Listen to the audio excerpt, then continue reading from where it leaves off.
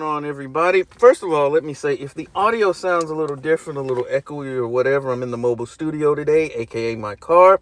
So if it doesn't sound as it normally does, that would be why. But at any rate, I'm going to go ahead and get right into it.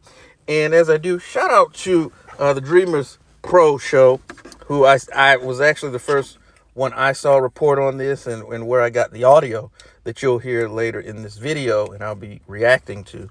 But for those of you who may or may not know, Paul Pierce is a contributor or going to be making regular appearances on Undisputed. And on a recent episode, it might have been from today or wherever, they were talking about the Lakers again, and Paul Pierce asked the question of, why do I always got to talk about these dudes? And here it is, they're not winning. He also talks about the LeSystem, basically, is what he talks about, and how, in essence, it's not contributing to winning basketball at this point. So I'm going to let you hear what Paul Pierce said, and like I said, Dreamers Pro, they did a great job in covering it, but I kind of wanted to chime in with my take on it. But at any rate, here's what Paul Pierce had to say on Undisputed. On the show, take a listen to what Paul Pierce had to say yesterday. I mean, stuff happens, Skip. I mean, the shot clock, whatever, the replay, I don't like replay anyway. I think they need to do away with it. I think it takes too much time out of the game. Yeah, you want to get it right. You got 3 referees. Somebody has to get the call right. You know, and I think I've been a victim of replay in my day to where I thought I got a shot off. You can't even tell because the high resolution wasn't even that high. You talking about on LeBron's? On LeBron's shot? Yeah. So I think you just take the replay out because it slows up the game. It messes with the fan. Like, I had to stop watching. I went to the bathroom, got a cup of coffee, and I just lost what I want to feel. But can you remember 4 stoppages off shot clocks malfunctioning? Never. It just seemed like something. I've never seen that. Well, that's whatever technically was wrong, I mean, you really can't. Okay, but you that. have a backup and it malfunctioned. Yeah, so I don't know. Wiring or something was wrong. I don't know. But Keyshawn, it's the Lakers. Come on, first they mess up the language on the Kobe statue, and I'm like, what are you doing? Now I'm just a punching bag for the Lakers right now. Because Paul here and you here, so now we go. I don't even know why we talking about the 10th seed Lakers anyway. Like, why are we even talking about them? Touche. Like, why are we talking about the 9th seed Golden State Warriors when there's other teams out there that needs some light put on them? Well, you played in the NBA for like 20 years. Like, I'm tired of the Lakers. Yeah, Lakers gonna lose. LeBron's gonna get 40. He's great at getting his stats. But the truth of the matter, Key, when I've been watching the Lakers this year, yes, LeBron's been great numbers-wise, but LeBron got to take a step back. And he got to take a step back. And do what? He got to get the ball up a little more. Yeah, I buy that. No, listen. He's averaging, since All-Star break, look at his numbers. 29, 9, and 7, 57 from the field, 45 from 3. It's not resulting in wins. When LeBron sat out, who'd they beat? Milwaukee, a contender. D-Lo had 40.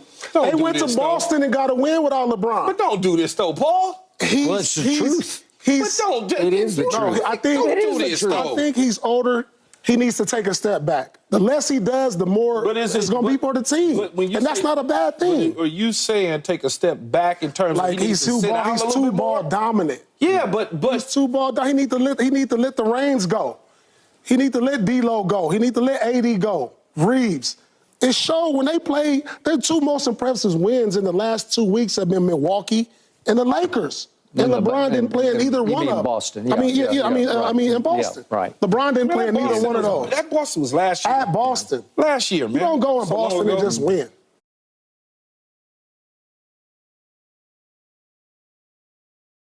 Yeah, but Boston. Reeves looked like the next Larry Bird without LeBron. I mean, and by the way, Key, to his point, in the fourth quarter the other night, LeBron got up 8 shots and he made 5. But the point was, it's not resulting in the win. Austin Reeves took 1 shot in the fourth quarter the other night and made it, and that was it. But whose fault is that? Because LeBron is ball dominant. Is that the players on the court fault, Paul, that they just say, here you go? He got a stranglehold on the offense. I think you could really release this offense if he did a little more swinging the ball, passing, maybe setting some screens. We don't need LeBron to get 30 like in the past. I think the less he does, the more for the team, and I think he's got to unlock these players. We're going to make an excuse for the Lakers, like, oh, they need more. No, they don't. You got good role players. You got D'Lo. Reeves, like I said, you got Anthony Davis, who's a top 10 player. But the role player shoots. Just last night they shot 26%. They don't got no rhythm. If I'm a role player and I'm sitting there all game and I don't get the ball till 2 minutes left, I'm really just getting cardio. Yeah. Like, it's hard for them to get a rhythm. I'm not going to lie to you. When Paul Pierce was talking, I'm not going to. So there you have it, the comments from Paul Pierce. And like I said, Dreamers Pro did a great job of reporting on this earlier. But I did, again, want to give my 2 cents. And the first thing I noticed was Keyshawn Johnson making several feeble and failed attempts to come in and cape for LeBron and the Lakers. And look, here's the thing. And I said so many of us have said this for so long. And Paul Pierce brought it up.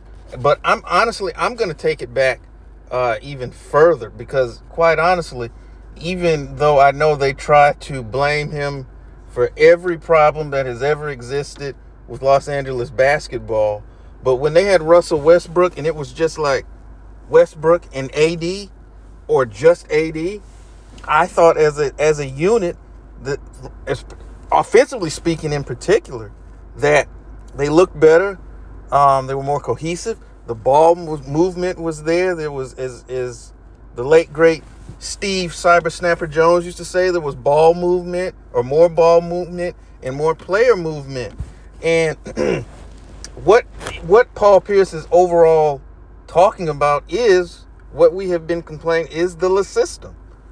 And where you have one guy in LeBron James standing at the top of the key, dribbling the air out of the ball and directing traffic. And while he's doing that, there's no off-ball movement, there's no action. Everyone is just standing and waiting for him to do something. And if you play basketball, that's a horrible way to play because you're just standing there. And that's the reason why when you would see these statistics back in the day, or you would have so many of his sycophants would say, well, the team falls apart when he comes off the floor. That's because the offense is so, and if you could see me, I'm using air quotes, is so centered around him that they don't know what to do. And see, here's the thing. And Charles Barkley has spoken on, if you're a great player, which LeBron is, you can get a shot off anytime you want. When you run plays and you run a system, it's for a couple things. It's for, one, getting easier shots and exploiting weaknesses in the defense.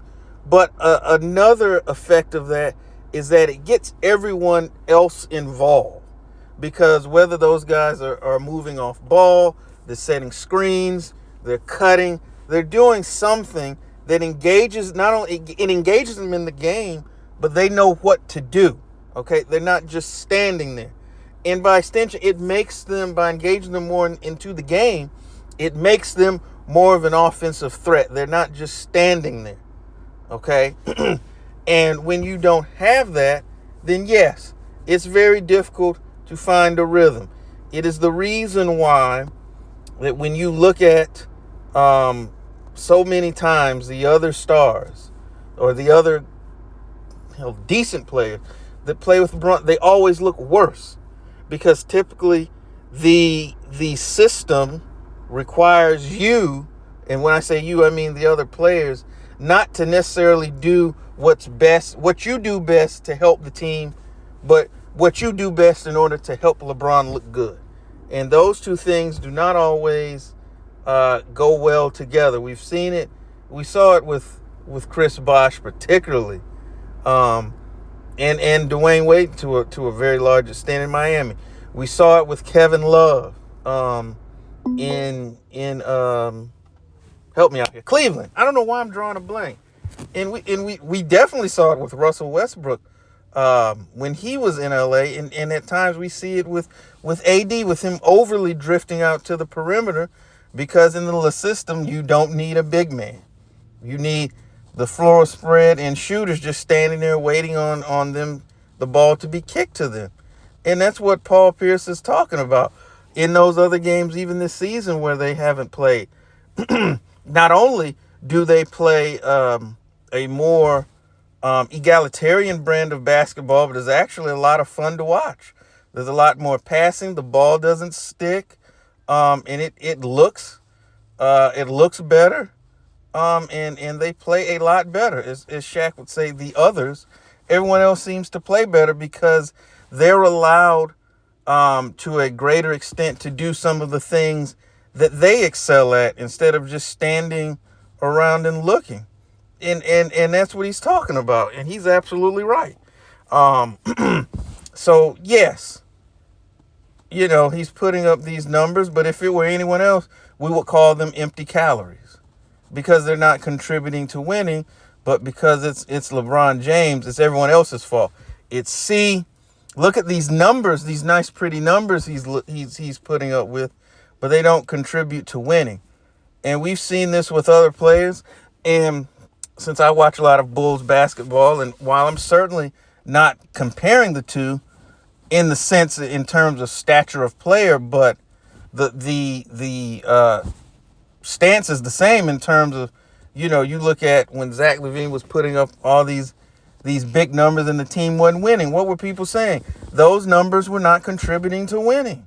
Is he playing winning basketball? Can you win with him scoring this many points? And it was being called out. But for some reason, and we know why, when you have the La Media and the sycophants and all of those things and that machine, it's someone else's fault. Let me ask you this, gang. When have you ever seen an all-time great player where the ails of the team is being blamed on, the fourth option, the seventh guy off the bench, the eighth man, and meanwhile the best player comes away, nothing sticks to him. He's like the Teflon Don. Hardly it doesn't stick to him. But for some reason with LeBron, it's always someone else's fault. And bringing it back, what Paul Pierce said is absolutely correct. We not only what he said in terms of LeBron James and what he does to the offense and what the LeSystem does to other players. We've seen it time and time again. It's not a point of whether this is conjecture, whether this is what they're going to call hating. We have years of stats, data, and evidence to back this up, that so many players who go to play with him get worse statistically, level of play, so on and so forth. I don't know why this doesn't come up more often. Well, yes, I do. Again, we all do, but it's a fact. And yes, I get tired of talking about the Lakers or hearing about the mainstream media talking about the Lakers. There's so many other teams playing great basketball, and whether you're talking about what Shea and those guys are doing in Oklahoma City, the turnaround that has happened. The place seemed like a basketball wasteland at one time, and here it is. They could be poised to make a deep playoff run. What the Pelicans are doing in that young bunch down there, and so many other teams. Of course, you have your Milwaukees. Are they going to be able to get it together? Even though they've ascended to the second seed. Boston. There's so many other stories in the NBA that don't revolve around the Lakers and the Warriors, but that's all they want to talk about. You'd think those were the only two teams in the NBA. But with that being said, what do you think about the comments of Mr. Paul Pierce? Do you think he has a point? Do you think that that his, and when I say his, LeBron James's clear addiction to getting his numbers? Remember, in closing, it's the same dude who wore a shirt that said, "Check my stats." The same guy that said, as they were getting their ass kicked in the NBA Finals, said, "Hey, I'm averaging a triple-double." This is the same guy. You know, it is his is the pursuing of his numbers. Is that coming at a detriment to the team? Do you think that is? Are you one of these people who think that somehow everyone else still needs to step up? You think Paul Pierce is spot on? Do you think he's full of bunk? But let us know in the comments section. And as always, we'll be back with more videos real soon. Back from vacation, so I'm ready and raring to go. And I got videos chambered and ready to roll. So we'll be back. We'll be more consistent with the content. I know I keep saying that, but I'm really totally almost serious this time. But anyway, thanks for spending a few moments with us. And as always, tell the ones that you love them. I'm out. Peace.